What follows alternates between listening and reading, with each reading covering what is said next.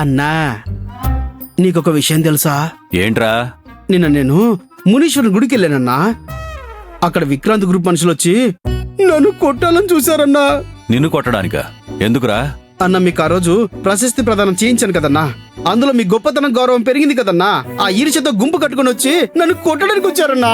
నాకు ఒక్కసారిగా ప్రాణం పోయినట్టు అనిపించింది తెలుసా అన్నా. రై, నువ్వేమన్నా చేతులకి గాజులు వేసుకుని కూర్చున్నావా? 4 పేకొద్దాంలే. అది కాదన్నా, అంతమంది నిన్నొక్కనే. రై, మగోడులాగానే ఉండాలిరా. చెయ్యాల్సిన పనులు వదిలేసి ఆడవాళ్ల పనులు చేస్తే ఇలాగే ఉంటుంది. అక్క, నాకు తెలుసు ఇలాగే జరుగుతుందని. ఏంటి? శ్రీనివాస్ చిన్నాన్న భానుశంకర్ మావయ్య మంచితనం చూసి బావగారు సహించుకోవటం లేదు. ఇప్పుడు బకరా రంగా అయ్యూరుకో. అన్నా నేనెక్కడ వంటింట్లో. నార్మల్. రేయ్, నా ముందు భార్య జుట్టు పట్టుకున్నట్టు నాటకం ఆడి ఇంటికెళ్ళి బయట పట్టుకుంటావా? నాకు తెలీదా నీ బండారం? అన్నా నిజమన్నా, నా మీద ఒట్టన్నా. 10-12 మంది గుంపుగా వచ్చి నన్ను కొట్టడానికి వచ్చారన్నా. రై, ఊరికే తలకాయ తినకరా, అదలబా.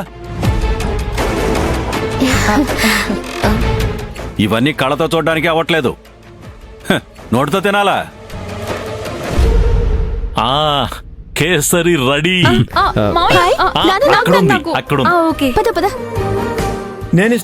నేనిస్తాను. 1 by 1.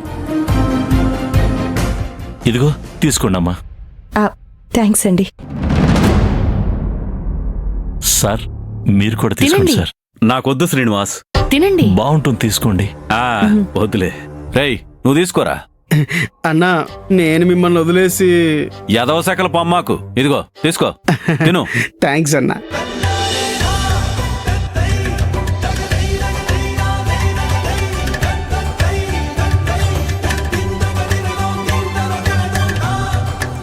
నేను మీతో ఒక విషయం మాట్లాడాలి సార్. అవును, నాకు కూడా మీతో మాట్లాడాలనుంది. చాలా థ్యాంక్స్ అండి. థ్యాంక్సా? దేనికి? నేను మనసారా చెప్తున్నాను సార్. చాలా సంతోషంగా ఉంది సార్.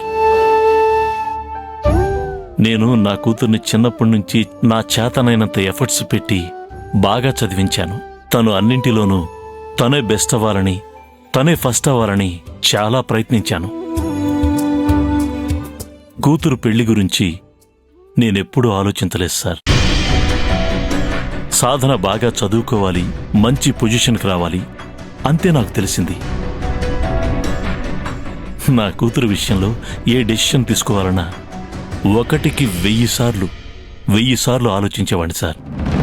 ఎంతవరకంటే తను తీసుకునే పెన్ను పుస్తకం దగ్గర నుంచి తను తీసుకునే ప్రతి కోర్సు వరకు ఇదే ఫస్ట్ టైం చాలా తొందరగా డెసిషన్ తీసుకున్నాను. మీరు మొదటిసారిగా మా ఇంటికి వచ్చినప్పుడు మా ఇంట్లో వాళ్ళందరూ అపోజ్ చేశారు. బావా, ఇప్పుడు అవన్నీ ఎందుకు? కాదు బావా, ఇప్పుడే చెప్పాలి. నా కూతురు సాధన ఎంత అదృష్టం చేసుకుందో అందరికీ తెలియాలి కదా.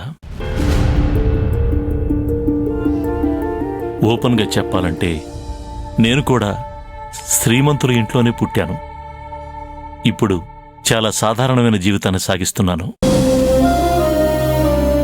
ఆస్తిపాస్తులు ఏమీ లేవు.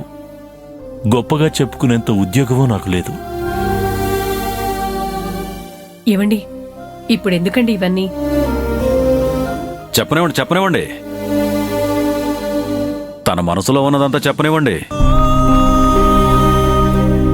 అసలు ఇలాంటి గొప్ప సంబంధం వస్తుందని నేనెప్పుడూ అనుకోలేదు sir.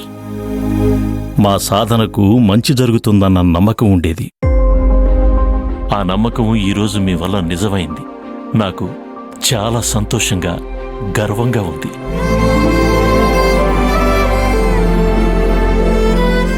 Thank you so much sir. ఏంటి శ్రీనివాస్ థ్యాంక్స్ చెప్తున్నారు?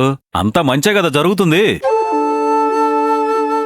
ముందు జరిగే పని చూద్దాం. మొదటి నుంచి వీళ్ళెవరికీ నమ్మకం లేదు సార్. ఇంత గొప్ప సంబంధం దానంతట అది ఎలా వచ్చింది అని వీళ్ళందరికీ సందేహంగా ఉండేది. అవునండి, సాధన పెళ్లి విషయంలో ఎందుకంత తొందర చేస్తున్నావని వీళ్ళందరూ నన్ను అడిగారు. అంతేకాదు సార్, నా కూతురుకు కూడా స్టార్టింగ్లో ఈ పెళ్ళంటే ఇష్టం లేదు. కానీ మొదట్నుంచి స్ట్రాంగ్గా నిలబడింది నేనొక్కడే సార్.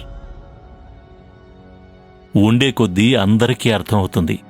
ఇక మీ బంధువులందరికీ పెళ్లి పత్రికలు ఇచ్చొచ్చాక అందరి మనసులు కాస్త కుదుటపడ్డాయి. నిజంగా మనసారా చెప్తున్నాను, నేనే మీరింత మంచివారిగా ఉంటారని ఎక్స్పెక్ట్ చేయలేదు సార్.